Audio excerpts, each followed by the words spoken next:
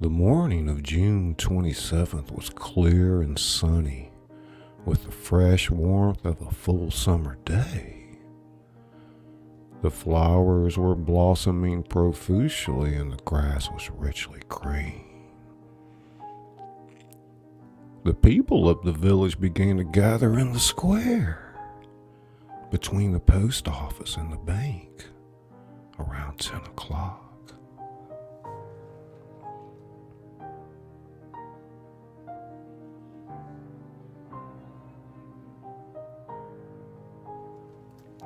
In some towns, there were so many people that the lottery took 2 days and had to be started on June 26th.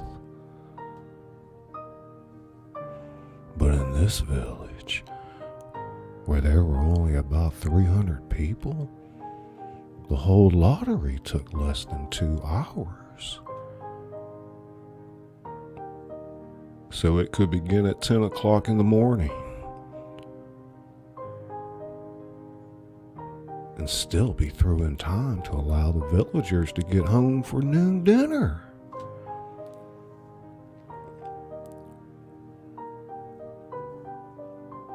The children assembled first, of course. School was recently over for the summer, and the feeling of liberty sat uneasily on most of them. They tended to gather together quietly a while before they broke into boisterous play. And their talk was still of the classroom and the teacher, of books and reprimands. Bobby Martin, he had already stuffed his pockets full of stones, and the other boys soon followed his example, selecting the smoothest and roundest stones.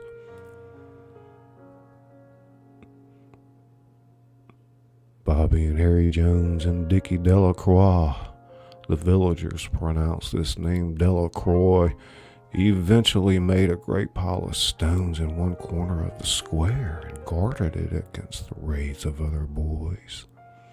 The girls stood aside, talking among themselves, looking over their shoulders at the boys.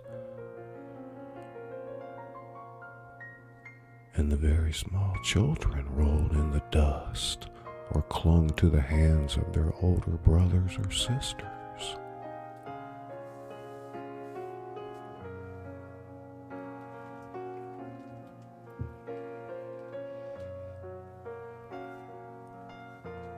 Soon the men began to gather, surveying their own children, speaking of planting rain, tractors, and taxes.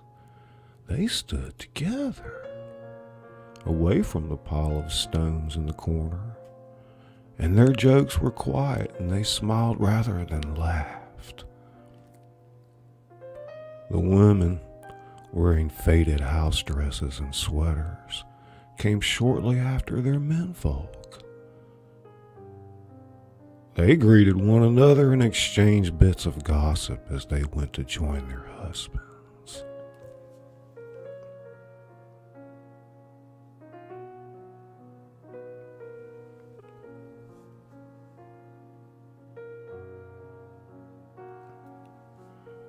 Soon the women, standing by their husbands, began to call to their children, and the children came reluctantly.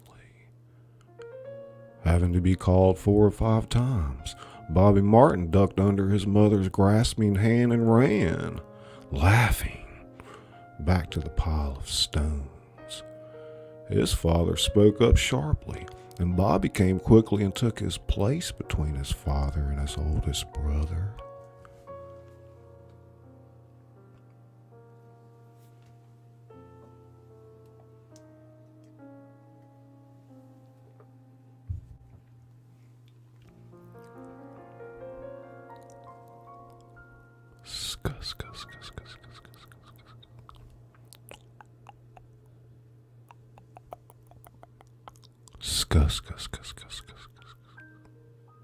Welcome.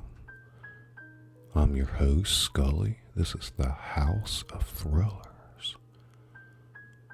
The lottery was conducted, as were the square dances, the teen club, the Halloween program, by Mr. Summers, who had time and energy to devote to civic activities.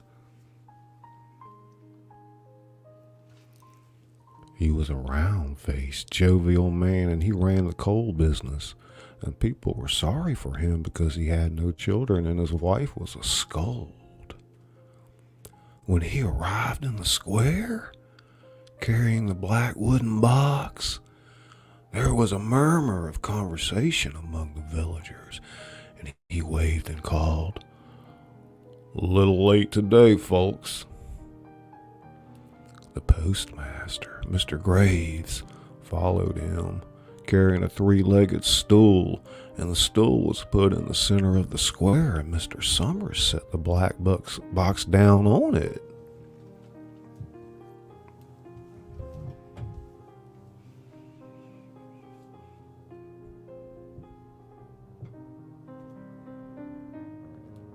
The villagers kept their distance, leaving a space between themselves and the stool, and when Mr. Summers said, "Some of you fellows want to give me a hand?" there was a hesitation before two men. Mr. Martin and his oldest son, Baxter, came forward to hold the box steady on the stool while Mr. Summers stirred up the papers inside it.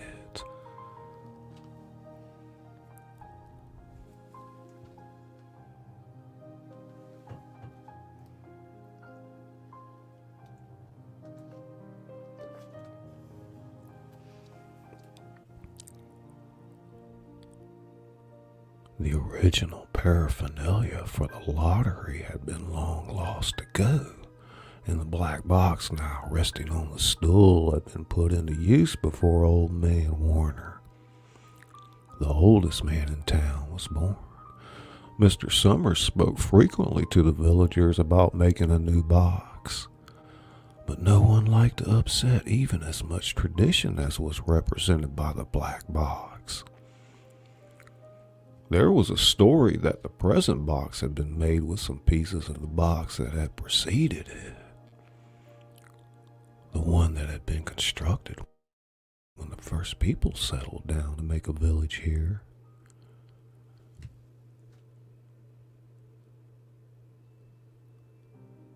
Every year after the lottery, Mr. Summers began talking again about a new box. But every year the subject was allowed to fade off without anything being done. The black box grew shabbier each year. By now it was no longer completely black, but splintered badly along one side to show the original wood color, and in some places faded or stained.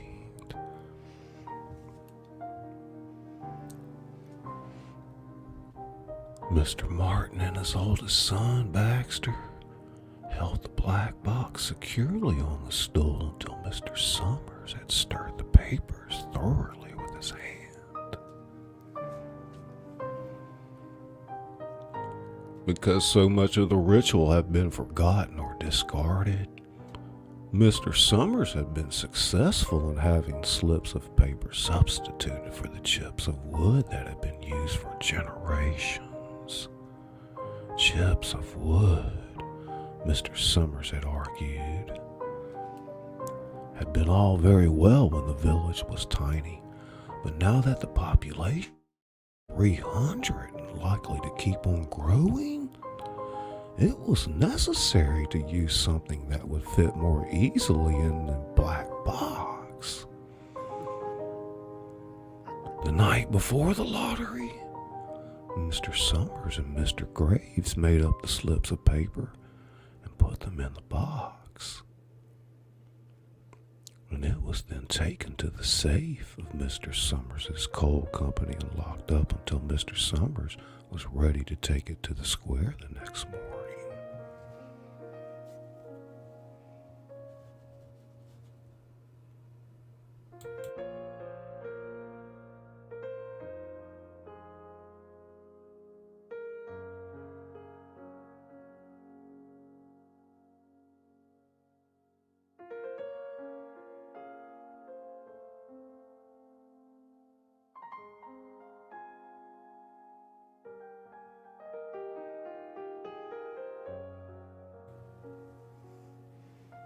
The rest of the year, the box was put away.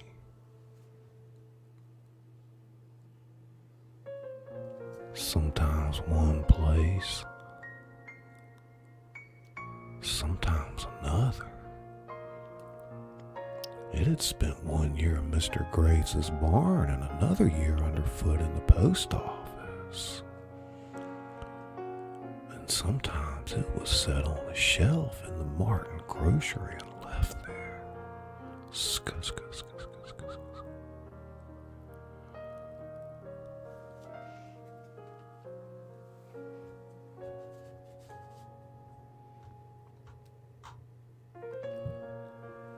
Ben C. Inlots, welcome to the House of Thrillers.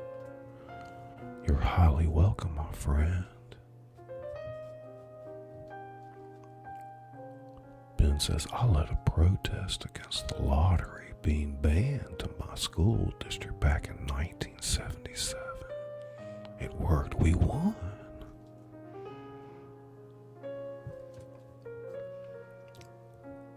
The school board hated me for that one. One dirty, rotten imbecile, 6'9". One dirty, rotten imbecile, 6'9". Scuss.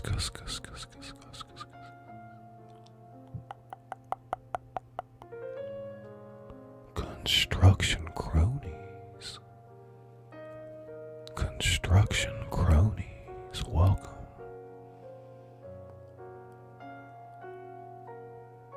Construction cronies. Need gore. Oh, I need gore. Need gore.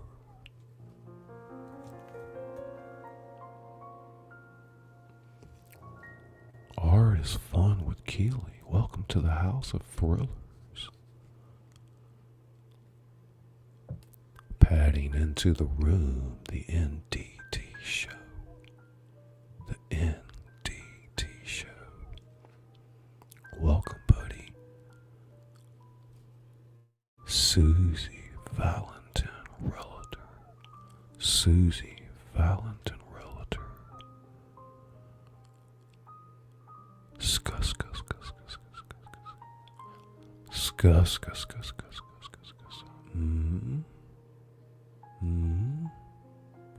Rita's Juicy Life.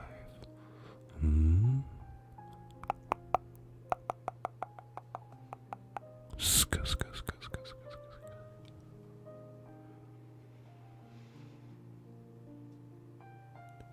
Linda Barker. Linda Barker. Welcome.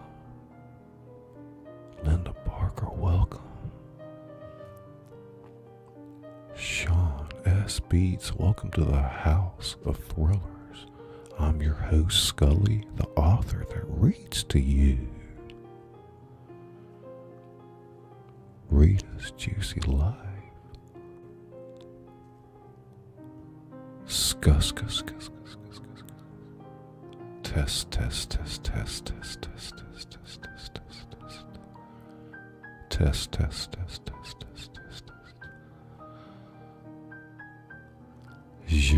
Ja galore. Ja.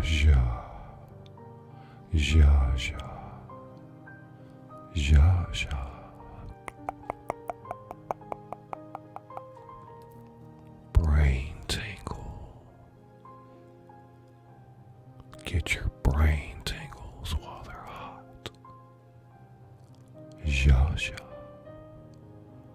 Expedition Greg. Expedition Greg. Check. Expedition Greg.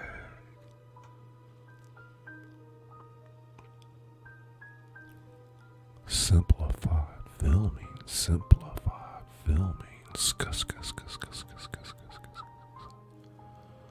Soothing sound girl. Soothing sound girl. Welcome, ladies and gentlemen. Amos Cardosa. Amos Cardosa. Jelly Doug, 100 Jelly Doug. Welcome, Solavi.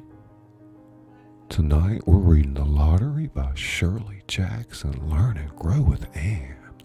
Learn and grow with Anne. Welcome.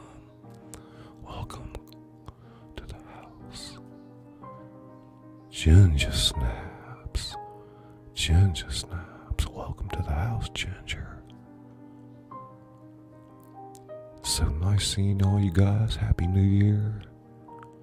Happy New Year, the Scooby Life.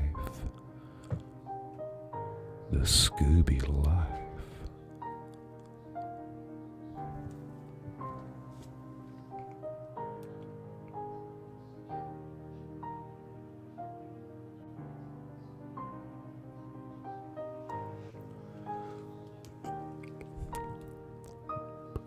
Mr. Martin and his oldest son, Baxter, held the black box securely on the stool until Mr. Summers had stirred the papers thoroughly with his hand.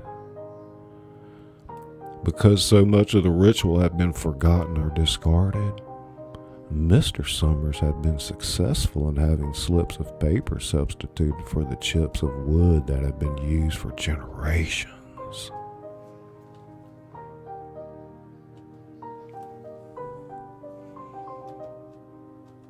Chips of wood, Mr. Summers had argued.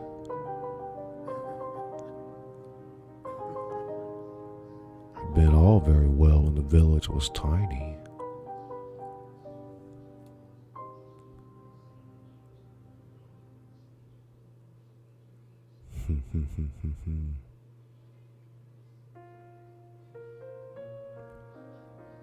Obviously. Scuss.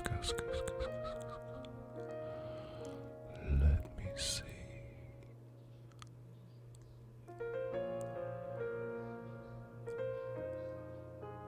Mr. Summers was very good at all this. In his clean white shirt and blue jeans, with one hand resting carelessly on the black box, he seemed very proper and important as he talked interminably to Mrs. Graves and Martins.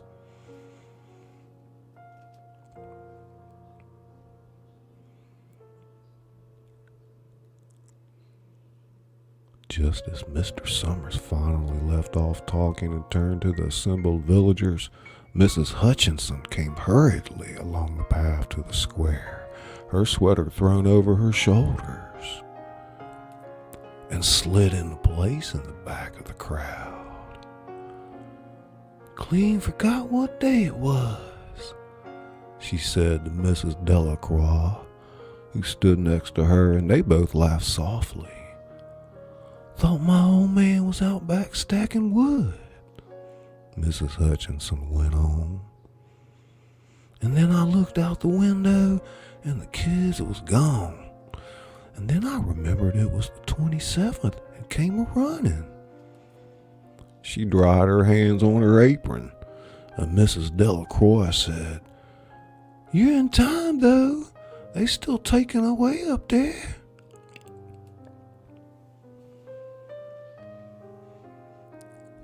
Mrs. Hutchinson craned her neck to see through the crowd.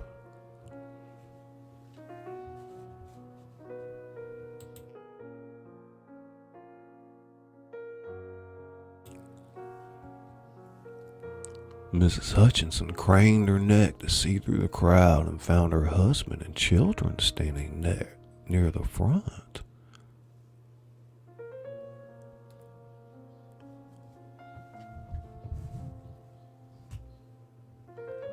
She tapped Mrs. Delacroix on the arm as a farewell and began to make her way through the crowd. The people separated good-humoredly and let her through. 2 or 3 people said, in voices just loud enough to be heard across the crowd, Here comes your Mrs. Hutchinson. And, Bill, she made it after all. Mrs. Hutchinson reached her husband, and Mr. Summers, who had been waiting, said cheerfully, "Thought we were going to have to get on without you, Tessie." Miss Hutchinson said, grinning, "Wouldn't have made me dishes in the sink, Would you, Joe?" And soft laughter ran through the crowd as the people stirred back into position after Mrs. Hutchinson's arrival.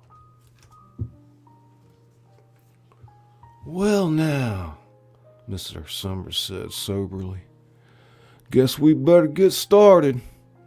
Get this over with so we can all go back to work. Anybody ain't here?" "Dunbar," said several people. "Dunbar, Dunbar." Mr. Summers consulted his list. "Clyde Dunbar? That's right. He broke his leg, hasn't he? Who's drawing for him?"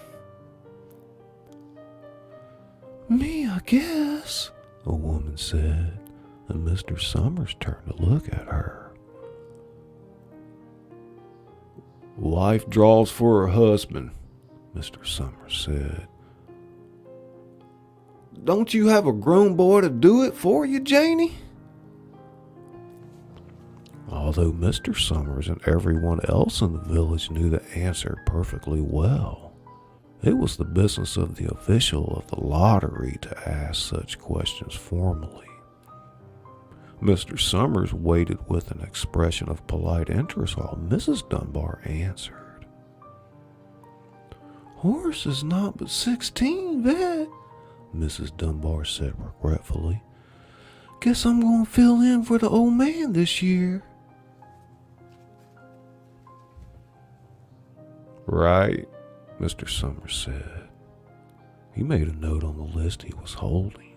Then he asked, "Watson boy drawing this year?" A tall boy in the crowd raised his hand. "Here," he said. "I'm drawing for my mother and me." He blinked his eyes nervously and ducked his head as several voices in the crowd said things like, "Good fellow, Jack, and glad to see your mother's got a man to do it."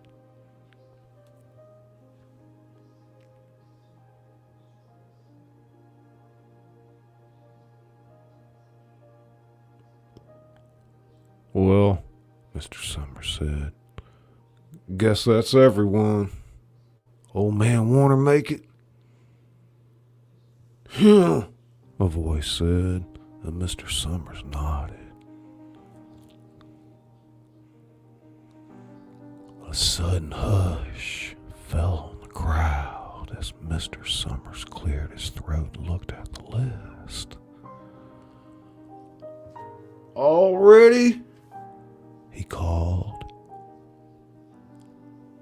"Now, I'll read the names, heads of families first, and the men come up and take a paper out of the box. Keep the paper folded in your hand without looking at it until everyone has had a turn. Everything clear?" The people had done it so many times that they only half listened to the directions. Most of them were quiet, wetting their lips, not looking around. Then Mr. Summers raised one hand high and said, "Adams." A man disengaged himself from the crowd and came forward. "Hi, Steve," Mr. Summers said, and Mr. Adams said, "Hi, Joe." They grinned at one another humorously and nervously. Then Mr. Adams reached into the black box and took out a folded paper.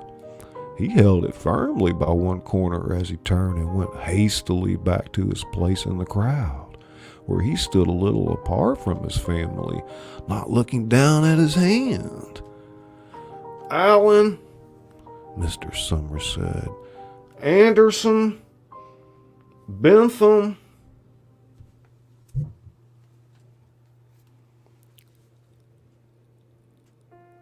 Seems like there's no time at all between lotteries anymore, Mrs. Delacroix said to Mrs. Graves in the back row.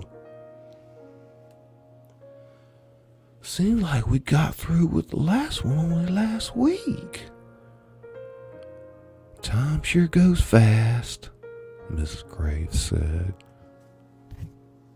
Clark, Delacroix. There goes my old man, Mrs. Delacroix said. She held her breath while her husband went forward. Dunbar, Mr. Summers said, and Mrs. Dunbar went steadily to the box, while one of the women said, Go on, Janie. And another said, There she goes. We're next, Mrs. Graves said. She watched while Mr. Graves came around from the side of the box, greeted Mr. Summers gravely, and selected a slip of paper from the box.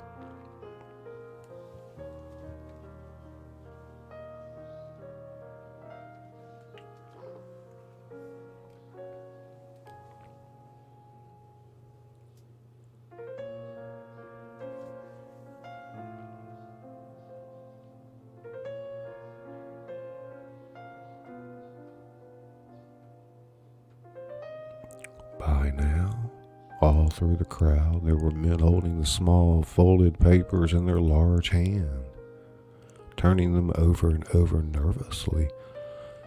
Miss Dunbar and her two sons stood together, Mrs. Dunbar holding the slip of paper. Harbert Hutchinson. Get up there, Bill, Mrs. Hutchinson said, and the people near her laughed. Jones. They do say, Mr. Adams said to old man Warner, who stood next to him, that over in the North Village, they're talking of giving up the lottery.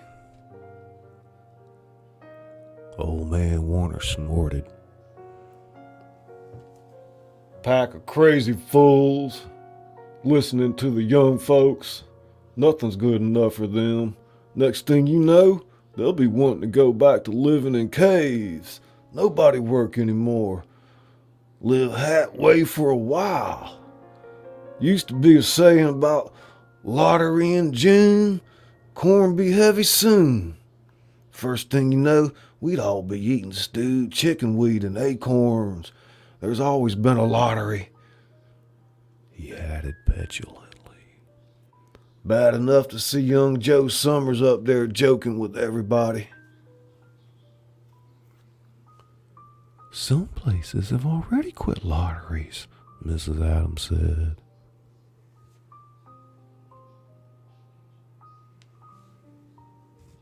Nothing but trouble in that, old man Warner said stoutly. Pack of young fools. Martin. And Bobby Martin watched his father go forward. Overdyke, Percy. I wish they'd hurry, Mrs. Dunbar said to her older son. I wish they'd hurry. They're almost through, Mama. You get ready to run till Dad, Mrs. Dunbar said. Mr. Summers called his own name and then stepped forward precisely and slipped a paper from the box. Then he called, Warner.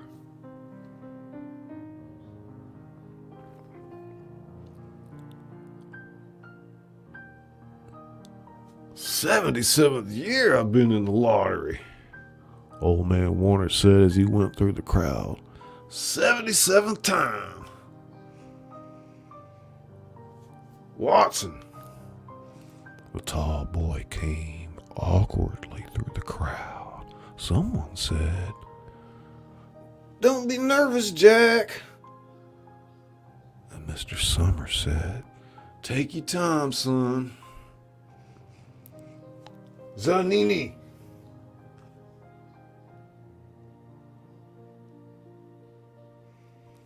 After that, there was a long pause, a breathless pause, until Mr. Summers, holding his slip of paper in the air, said, "All right, fellows." For a minute, no one moved. Then all the slips of paper were opened. Suddenly, all the women began to speak at once, saying, "Who is it? Who's got it? Is it the Dunbars? Is it the Watsons?"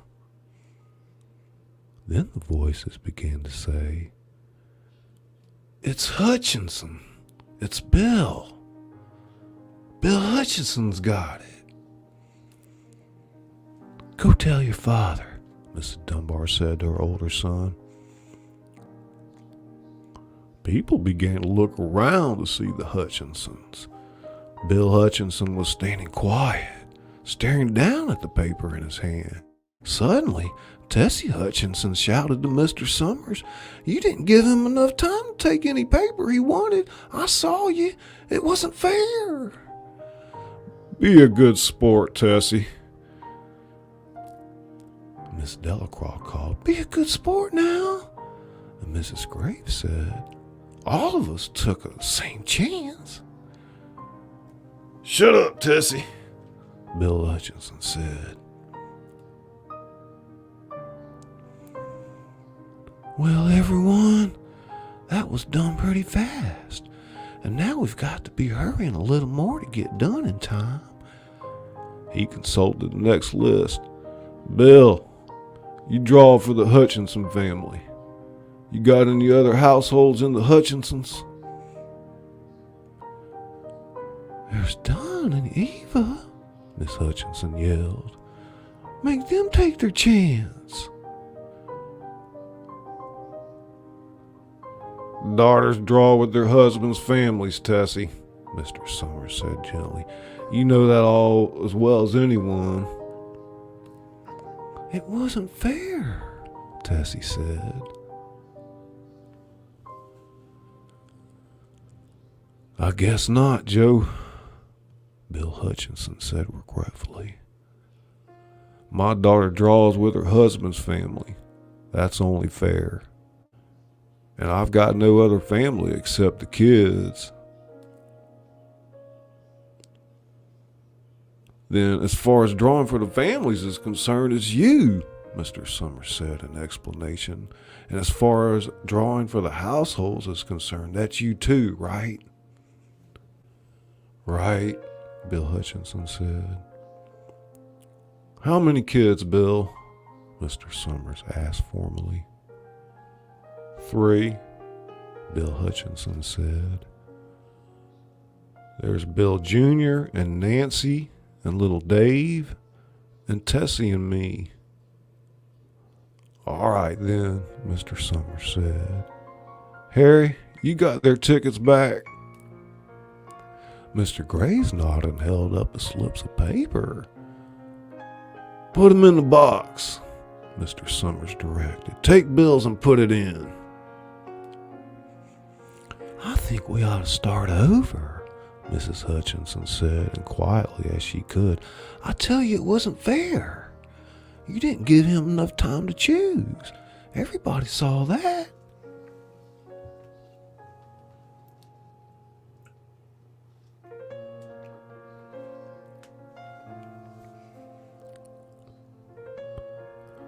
Mr. Graves had selected the 5 slips and put them in the box, and he dropped all the papers but those onto the ground where the breeze caught them and lifted them off. "Listen, everybody," Mrs. Hutchinson was saying to the people around her. "Ready, Bill?" Mr. Summers asked, and Bill Hutchinson, with one quick glance around at his wife and children, nodded.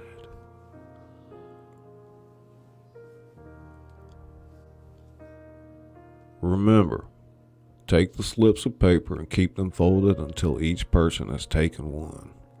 Harry, you help little Dave. Mr. Graves took the hand of the little boy, who came willingly with him up to the box. Take the paper out of the box, Davy, Mr. Summers said. Davy put his hand into the box and laughed. Take just one paper, Mr. Summers said. Harry, you hold it for him. Mr. Graves took the child's hand and removed the folded paper from the tight fist and held it while little Dave stood next to him and looked up at him wonderingly.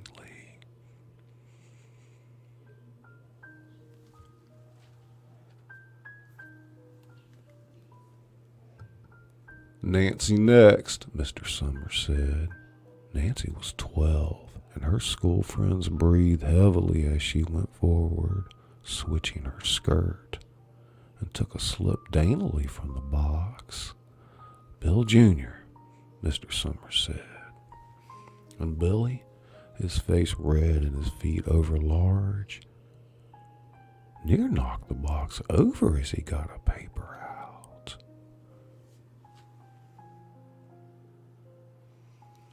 Tessie, Mr. Summers said. She hesitated for a minute, looking around defiantly, and then set her lips and went up to the box. Go on, Tessie. She snatched the paper out and held it behind her. Bill, Mr. Summers said, and Bill Hutchinson reached into the box and felt around, bringing his hand out at last with the slip of paper in it. The crowd was quiet. A girl whispered, I hope it's not Nancy. And the sound of the whisper reached the edges of the crowd. It's not the way it used to be, Old Man Warner said clearly. People ain't the way they used to be. All right, Mr. Summers said. Open the papers. Harry, you open little Dave's. Mr. Graves opened the slip of paper, and there was a general sigh through the crowd as he held it up, and everyone could see that it was blank.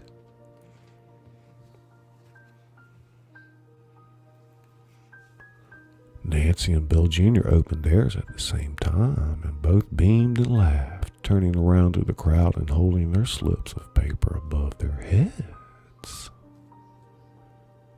Scuss, scuss, scuss, scuss, scuss. Tessie.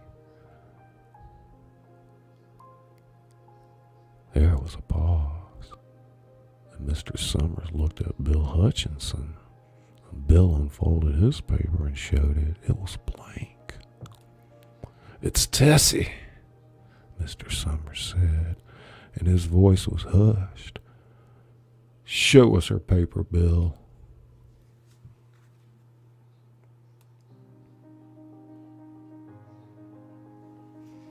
Bill Hutchinson went over to his wife and forced the slip of paper out of her hand. It had a black spot on it, the black spot Mr. Summers had made the night before with the heavy pencil in the coal company office. Bill Hutchinson held it up, and there was a stir in the crowd. All right, folks, Mr. Summers said. Let's finish quickly. Although the villagers had forgotten the rich one lost the original black box, they still remembered to use stones. The pile of stones the boys had made earlier was ready. There were stones on the ground with the blowing scraps of paper that had come out of the box. Delacroix selected a stone so large she had to pick it up with both hands and turned to Mrs. Dunbar. Come on, she said. Hurry up. Mr. Dunbar had small stones in both hands, and she said, gasping for breath. "I can't run at all. You'll have to go ahead and I'll catch up with you." The children had stones already, and someone gave little Davy Hutchinson a few pebbles. Tessie Hutchinson was in the center of a cleared space by now, and she held her hands out desperately as the villagers moved in on her. "It isn't fair," she said. A stone hit her on the side of the head. Old Man Warner was saying, "Come on now. Come on, everyone." Steve Adams is in the front of the crowd of villagers, with Mrs. Graves beside him. "It isn't fair. It isn't right," Mrs. Hutchinson screamed, and they were upon her.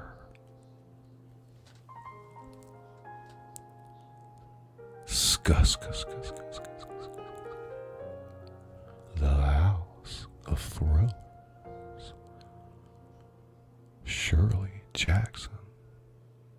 The Lottery.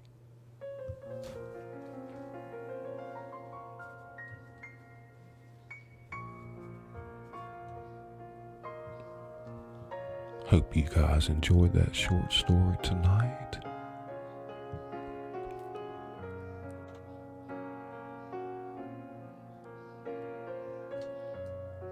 Quite a shocking piece of literature. Expedition Greg. Linda Barker.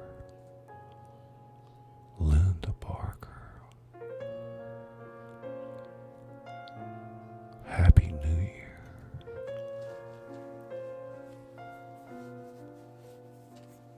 Soothing Sound Girl.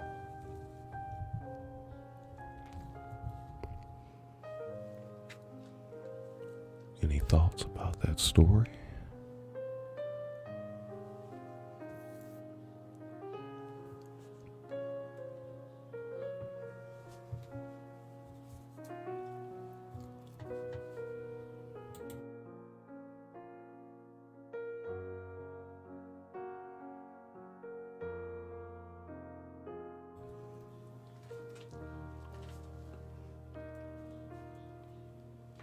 Billy's Big Top, welcome to the house, buddy.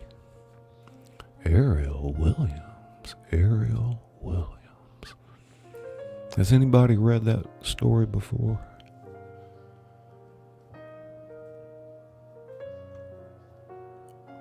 Acapulco Gold.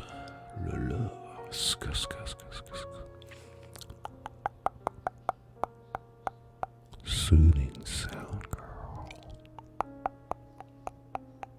Test.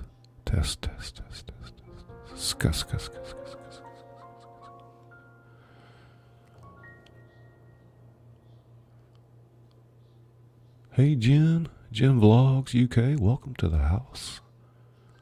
Hope you guys enjoyed that story tonight.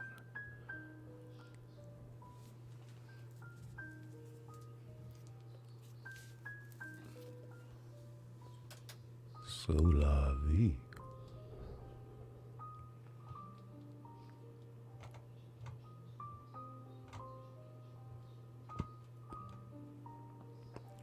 Linda Barker says, I read it in high school. It was nice, thank you. I spy. Happy New Year. We don't know why the lottery was started in the first place. Linda Barker. Zsa galore, ladies and gentlemen. Soothing Sound Girl. Rita's Juicy Life.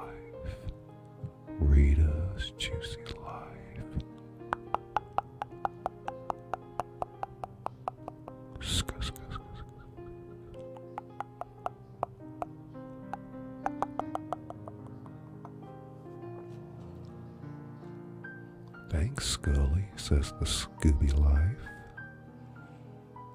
Thank you, my friend.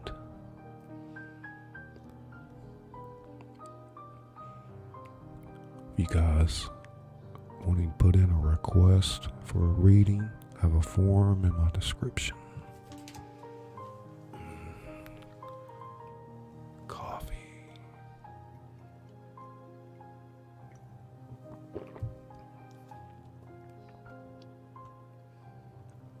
Susie Valentin Realtor.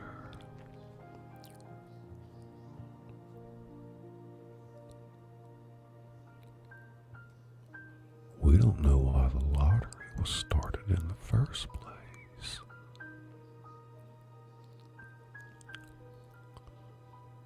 Ruth Moob, welcome to the house.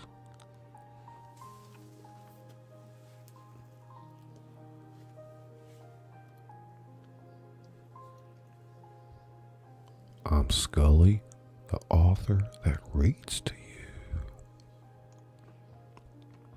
I read my novels with sound effects and B-roll that goes along with the story.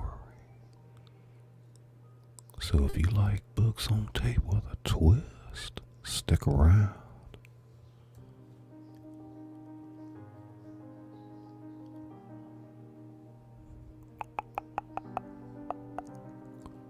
Fee Fox, most excellent. Thank you. No, thank you.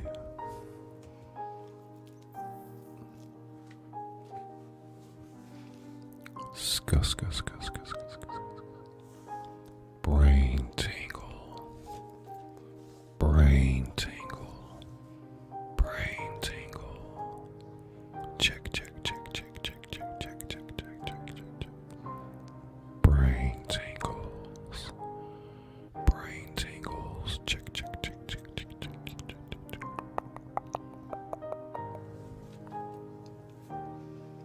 Fee Fox.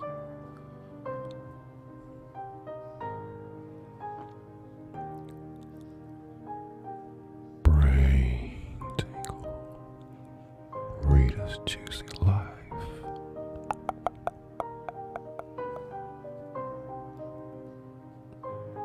Linda Barker, nice voicing of the characters.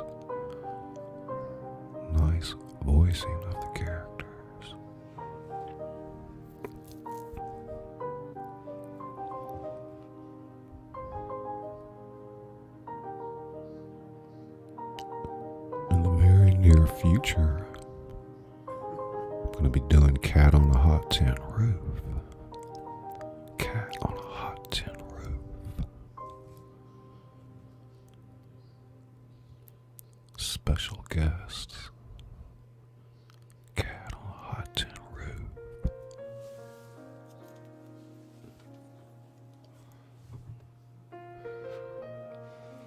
The Art of War. The Art of War.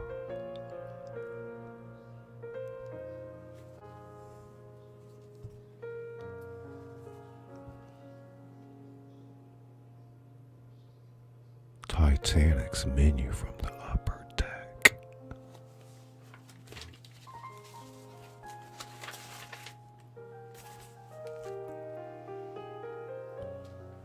Catcher in the Rye. Catcher in the Rye.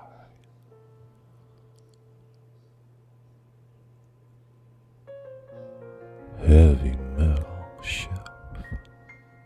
Heavy Metal Chef, welcome to the House of Thrillers. Cat on a Hot Tin Roof.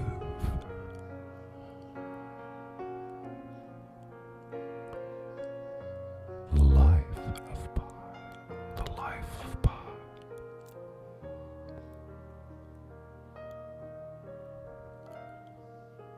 Alice in Wonderland. Alice in Wonderland. Laissez les bons temps brûler. Laissez les bons temps brûler.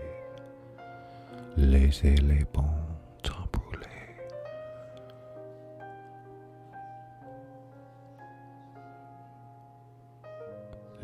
Laissez les Bon Temps Rouler.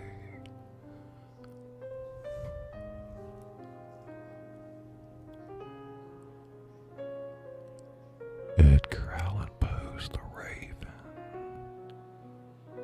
Edgar Allan Poe's The Raven. Silence of the Lambs. Silence of the Lambs.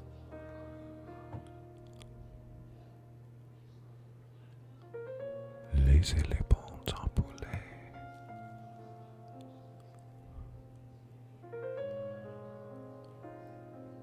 Sean Howell, welcome to the house. Wally Groove Cricket, highly welcome, my friend.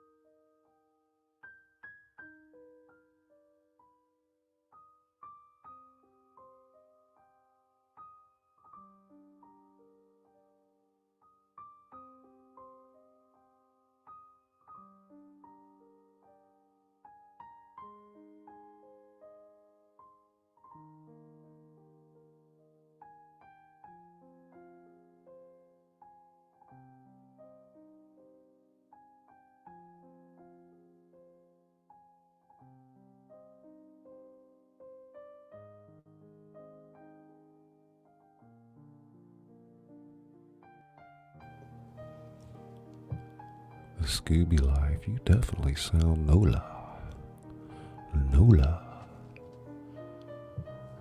Skus. Loopy is good.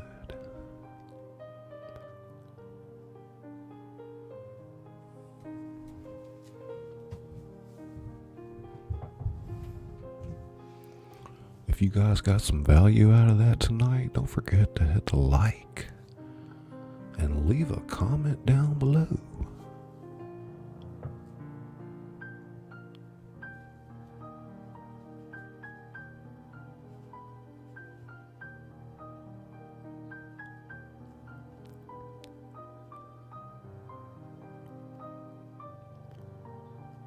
Linda Barker, thank you. Nicely done.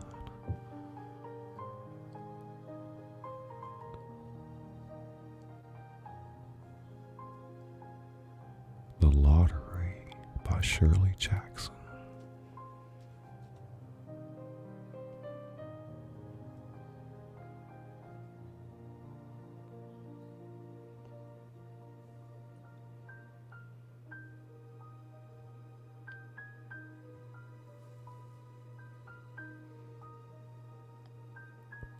I'd like to thank you guys for coming out tonight. House of Thrillers. I'm Scully, your host, the author that reads to you.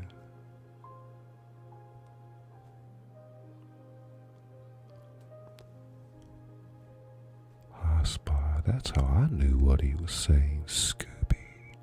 I'm down there. From down there. Let's see.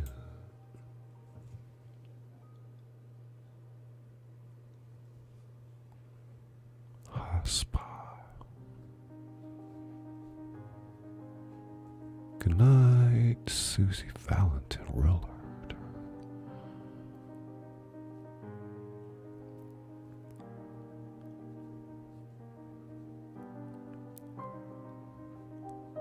You guys stay tuned. I got a lot of good stuff coming up.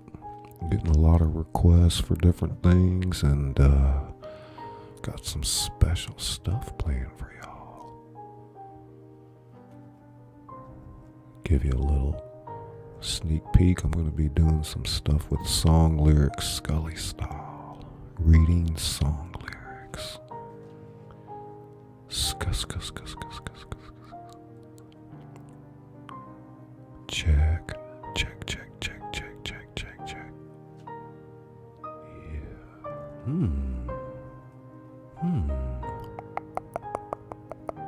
Brain tingle. Brain tingles.